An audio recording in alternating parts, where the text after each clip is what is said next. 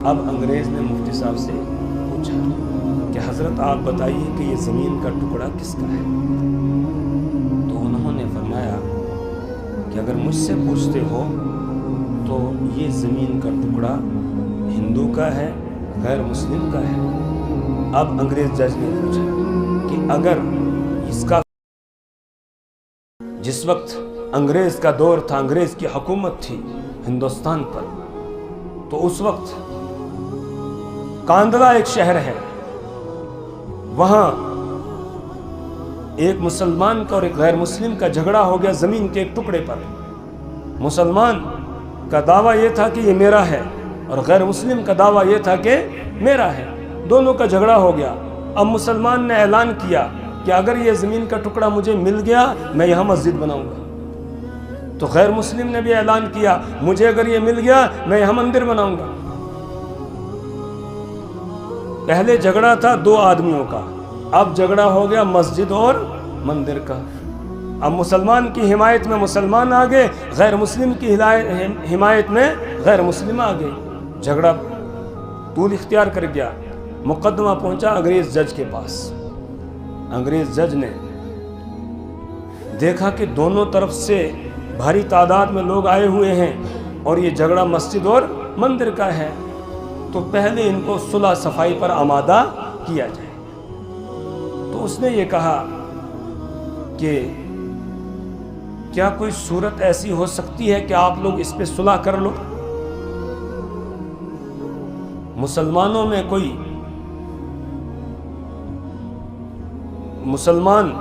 مسلمانوں سے پوچھا کہ کیا غیر مسلموں میں کوئی ایسا آدمی ہے کہ جس کی بات پر تمہیں اعتماد ہو اور اس کی بات پر فیصلہ کر دیا جائے؟ تو مسلمان خاموش رہے۔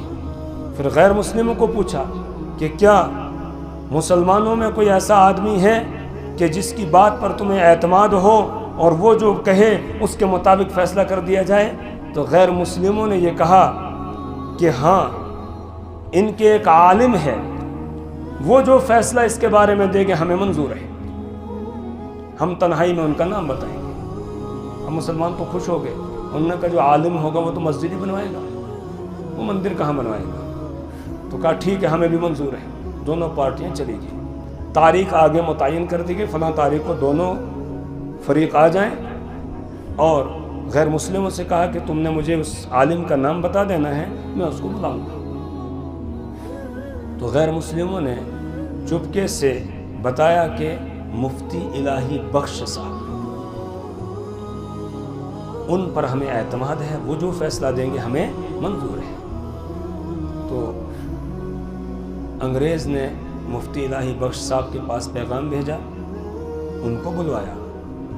انہوں نے آنے سے انکار کیا، پہلے کہا کہ میں انگریز کا چہرہ دیکھنا نہیں چاہتا، اس لیے میں نہیں آؤں گا۔ تو انگریز جج نے یہ کہا کہ ان سے کہیے وہ چہرہ نہ دیکھیں، بس منہ ادھر کر کے یا پردہ ڈال کر پھر جو ہے وہ آ کر گواہی دے دیں، بس اتنا کام ہے۔ اگر وہ گواہی دے دیں گے تو بہت بڑا فتنہ ٹل جائے گا۔ اب مفتی الہی بخش صاحب تشریف لا رہے ہیں، مسلمان خوش ہو گئے کہ مفتی صاحب تو مسجد بنوائیں گے۔ ادھر سے ہندو بھی خوش ہیں، وہ کہتے ہیں کہ یہ جو بھی بتائیں گے بالکل کیا بتائیں گے؟ سچ بتائیں گے۔ اب مفتی صاحب آگے، انگریز جج نے پوچھا پہلے غیر مسلموں سے کہ بتاؤ، اگر یہ کہیں کہ یہ زمین کا ٹکڑا مسلمانوں کا ہے تو تمہیں منظور ہے؟ انہوں نے کہا بالکل ہمیں منظور ہے۔ مسلمانوں سے پوچھ لیا اگر مفتی صاحب کہیں گے یہ زمین کا ٹکڑا ہندوؤں کا ہے تمہیں منظور ہے؟ تو انہوں نے بھی کہا کہ ہمیں منظور ہے۔ وہ تو سمجھتے تھے کہ مفتی صاحب کیا بنوائیں گے؟ مسجد بنوائیں گے۔ تو اب انگریز نے مفتی صاحب سے پوچھا کہ حضرت آپ بتائیے کہ یہ زمین کا ٹکڑا کس کا ہے؟ تو انہوں نے فرمایا کہ اگر مجھ سے پوچھتے ہو تو یہ زمین کا ٹکڑا ہندو کا ہے، غیر مسلم کا ہے۔ اب انگریز جج نے پوچھا کہ اگر اس کا فیصلہ ہندو کے لیے ہو گیا اور وہ یہاں مندر بنائے تو کیا آپ کو کوئی اعتراض؟ مفتی صاحب نے کہا جب زمین اس کی ہے تو وہ جو بنائے، ہم اس میں کیوں ہمیں کیا اس پر اعتراض ہو سکتا ہے؟ اب مسلمان سر پیٹ رہے ہیں، کہہ رہے ہیں یہ کیا مفتی صاحب نے بول دیا، اب یہاں مندر بنے گا، مسجد نہیں بلکہ کیا بنے گی، اب مندر بنے گا یہاں پر۔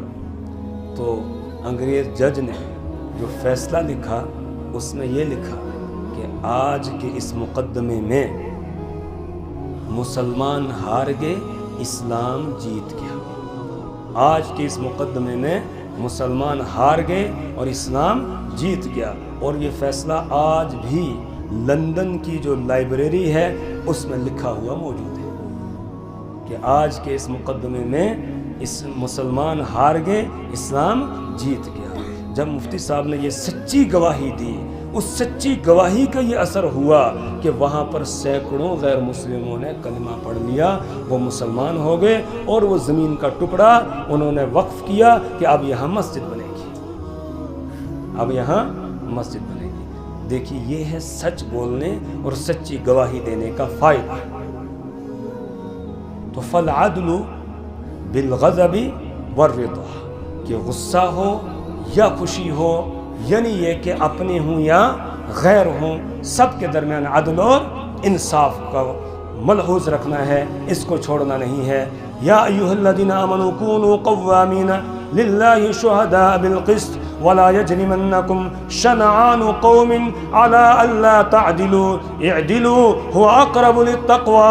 قرآن ہمیں یہی کہتا ہے، یا ایھا الذین آمنوا، اے ایمان والو، کونوا قوامین للہ شہداء بالقسط، کہ تم سچائی کے ساتھ اللہ کو راضی کرنے کے لیے گواہی دینے والے بن جاؤ، عدل اور انصاف کی گواہی دینے والے بن جاؤ۔ اور ولا یجرمنکم شنآن قوم علی الا تعدلوا، کسی قوم کی دشمنی تم کو اس بات پر آمادہ نہ کر دے کہ تم ان کے درمیان عدل نہ کرو۔ اعدلوا، عدل کرو، هو اقرب للتقوی، یہ تقوی کے زیادہ قریب ہے۔